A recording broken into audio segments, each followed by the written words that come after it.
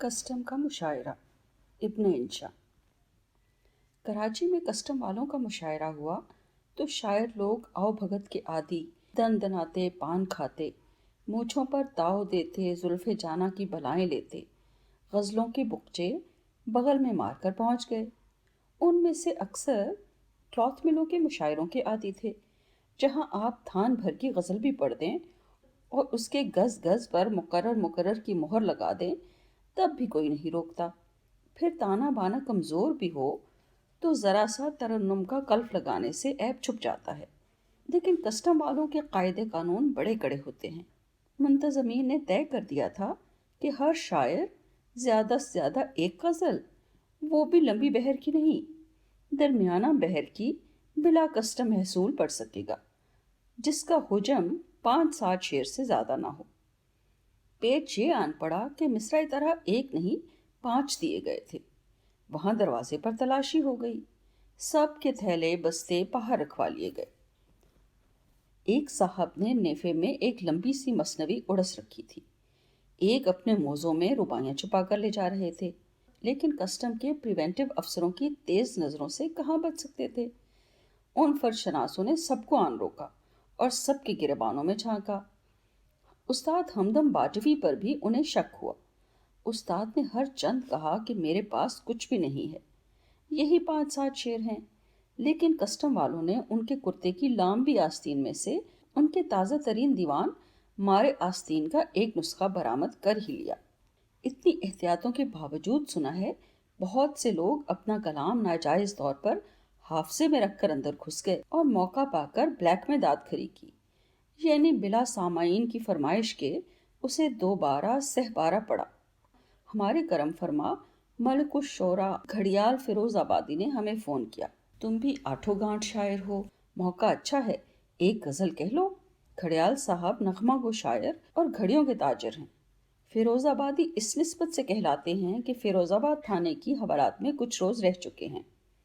हमने उज़्र किया कि हमारे पास शेर कहने के लिए कस्टम वालों का या मुशायरे का दावतनामा नहीं, लिहाजा मजबूरी है। बोले, उसकी फिक्र न करो, मैं तुम्हें किसी तौर स्मगल कर दूंगा। हमने कहा, हम कोई घड़ी थोड़ा ही हैं। मुनक्कस होकर बोले, ये क्या टिक टिक लगा रखी है, गज़ल लिखो। हमने अपने को शायरी की चाबी से कूकते हुए पूछा, मिसरा तरह क्या है? फरमाया, एक नहीं 5 हैं। एक तो यही है, कौन जीता है तेरी जुल्फ के सर होने तक। हमने कहा, इसका काफिया जरा टेढ़ा है, होने तक, कोने तक, बोने तक, क्या ज़रई मज़ामीन बांधने हैं इसमें? घड़ियाल साहब ने वजाहत की कि नहीं, इसके कवाफी हैं सर, खर, शर वगैरह। हमें इस मिसरे से कुछ शर की बुआई, लिहाजा हमने कहा, कोई दूसरा मिसरा बताइए। ये नज़ीर अकबर आबादी का था। दूर से आए थे साकी सुन के मैं खाने को हम, ये भी हमें ना जचा। हमने कहा, अगर इसके काफ़ी हैं सुन के, धुन के, बुन के वगैरह, तो इससे हमें माफ़ रखिए। इस पर घड़ियाल साहब ने हमें तीसरा मिसरा दिया। हाय क्या हो गया ज़माने को। ये किसका मिसरा है? हमने दरियाफ्त किया।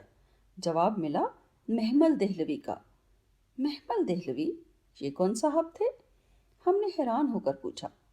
पता चला कि सुनने में हमसे गलती हुई। घड़ियाल साहब ने मोमिन देहलवी कहा था।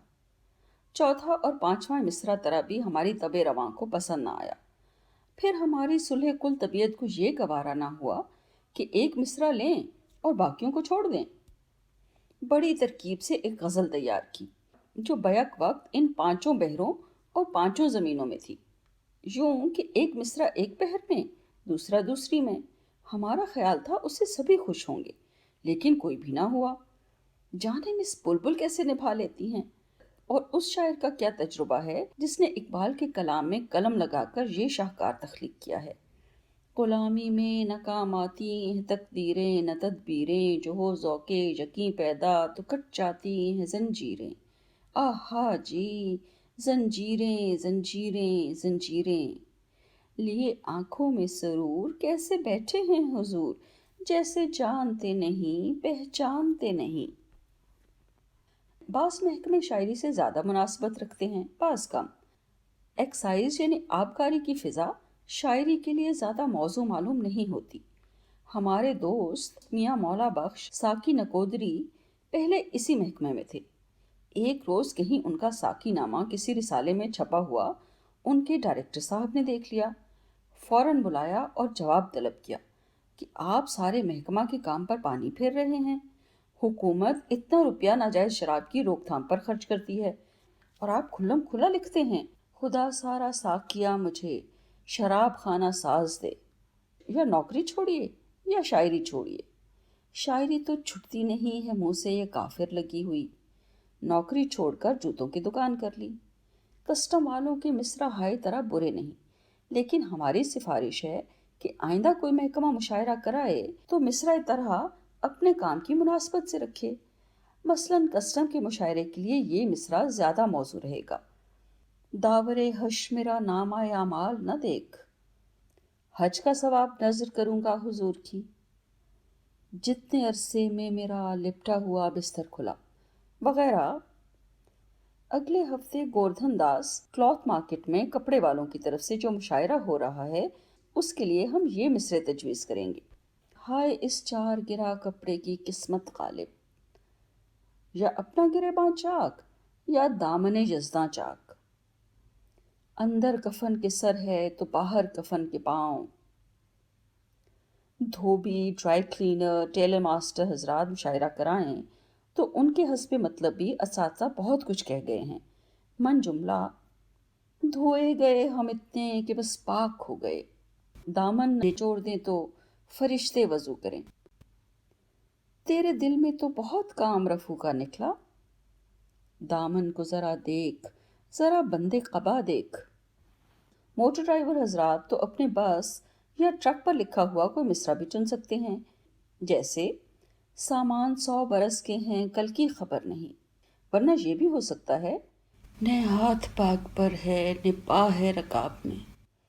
سب سے زیادہ آسانی گورکنوں کے لیے ہے، کیونکہ اردو شاعری کا ایک بہت بڑا حصہ کفن، دفن، گورکنی اور مردہ شوئی کے متعلق ہے۔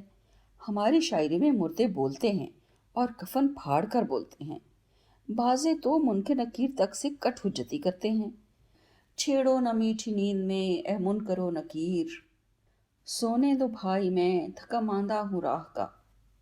اسی طرح ہمارے شاعروں نے بہت کچھ حکیموں، ڈاکٹروں اور عطائیوں کے بارے میں کہہ رکھا ہے۔ کل کلاں میڈیکل ایسوسی ایشن یا طبی کانفرنس والے یا جڑی بوٹی سنیاسی ٹوٹکا ایسوسی ایشن کے سیکریٹری سائیں اکثیر بخش کشتہ مشاعرہ کرائیں تو حسب ذیل تیر بہدف مصرع کام میں لا سکتے ہیں: یا الہی مٹ نہ جائے درد دل، آخر اس درد کی دوا کیا ہے؟ پہلے تو روغن گل بھینس کے انڈے سے نکال، اور مریض عشق پر رحمت خدا کی، وغیرہ۔ فیملی پلاننگ کے محکمے نے پچھلے دنوں ڈھیروں نظمیں لکھوائی ہیں، جن میں بعض میں ایسی تاثیر سنی ہے کہ کسی جوڑے کو پانی میں کھول کر پلا دیں تو نہ صرف ان کو بقیہ عمر کے لیے چھٹی ہو جائے بلکہ ان کی اگلی پچھلی 7 نسلیں بھی لاوالد ہو جائیں۔ ہمارے محکمہ زراعت اور آبپاشی نے ہمیں ذیل کے مصرع بھیجے ہیں: ذرا نم ہو تو یہ مٹی بڑی زرخیز ہے ساکی، کھیتوں کو دے لو پانی اب بہہ رہی ہے گنگا، تو برائے فصل گردن آمدی۔ جنگلات والوں کی پسند ملاحظہ ہو: پتا پتا بوٹا بوٹا حال ہمارا جانے ہے، کانٹوں سے بھی نباہ کیے جا رہا ہوں میں، مجنوں جو مر گیا ہے تو صحرا اداس ہے، ہزارہا شجر سایہ دار راہ میں ہے۔ ایک مشاعرہ ہم ملتان کے چڑیا گھر میں پڑھ چکے ہیں، جس کی طرح حسب ذیل تھی: لاکھ طوطے کو پڑھایا پر وہ حیواں ہی رہا، کیا ہی کنڈل مار کر بیٹھا ہے جوڑا سانپ کا، رگے گل سے بلبل کے پر باندھتے ہیں۔ محکمے ہو گئے، اب اہل حرفہ کی بھی تو ضرورتیں ہیں۔ کریانہ فروشوں کی عید ملن پارٹی ہونے والی ہے، اس کے لیے بھی مصرع طرح تجویز کر دیں: وہ الگ باندھ کے رکھا ہے جو مال اچھا ہے۔ باربر ایسوسی ایشن کے سالانہ مشاعرے کے لیے: کون جیتا ہے تیری زلف کے سر ہونے تک، زخم کے بڑھنے تلک ناخن نہ بڑھائیں گے کیا؟ हॉकर्स फेडरेशन वालों ने भी हमसे मिसरा तरा मांगा था। एक नहीं, दो हाजिर हैं। मैं दिल बेचता हूँ, मैं जान बेचता हूँ। और बैठे हैं रह गुजर पे हम, कोई हमें उठाए क्यों। एक मिसरा जूते वालों की नजर है, पापोश में लगा दी किरण आफताब की। वकील इस मिसरा से काम चला सकते हैं, मुद्दई लाख बुरा चाहे पे क्या होता है। और कस्साब हजरात के लिए हमने कागज पे रख दिया है कलेजा निकाल के। एक ज़माने में हमारी शायरी ने बादशाहों और नवाबों की सरपरस्ती में तरक्की की। एक मशहूर शायर फर्रुखी को तो बादशाह वक्त ने खुश होकर मवेशियों का एक गला इनाम में दे दिया था। उसने गालिबन गज़ल गोई छोड़ छाड़ कर दूध बेचने का पेशा इख्तियार कर लिया, क्योंकि फिर उसके ख़ानदान में कोई शायर हमने ना सुना। हमारे ज़माने में वॉर फंड वाले, महकमा ज़राअत वाले, मेला मवेशियाँ वाले इस फ़न के फ़रोग़ का ज़रिया हैं। फिर क्लॉथ मिल वालों ने इस नीम जान का पर्दा ढका। खुशी की बात यह है कि इनकम टैक्स और कस्टम वाले भी शायरी की सरपरस्ती की तरफ तवज्जो करने लगे हैं। हमारे एक दोस्त पुलिस में हैं। उन्होंने हमें इत्तला दी है कि वो भी अपना धूमधामी मुशायरा कराने का इरादा रखते हैं। हमने कहा उसमें खर्च बहुत पड़ता है। बोले ये तुम हम पर छोड़ दो। हमारा पट्टे वाला जहाँ तलबनामा लेकर पहुंचा, शायद अपने खर्च पर रिक्शा में बैठ भागा आएगा। खाना उसे सामने के तंदूर वाले मुफ्त खिलाएंगे। और शब बसरी के लिए जगह हमारे हवालात में बहुत है। अलबत्ता सुना है मुशायरे में हूटिंग वगैरह भी करते हैं लोग। हमने कहा हाँ करते तो हैं। बोले अच्छा, फिर तो आंसू गैस का भी इंतज़ाम रखना होगा। आप आएंगे मुशायरे में, या भेजूं लाल पगड़ी वाले को हथकड़ी देकर।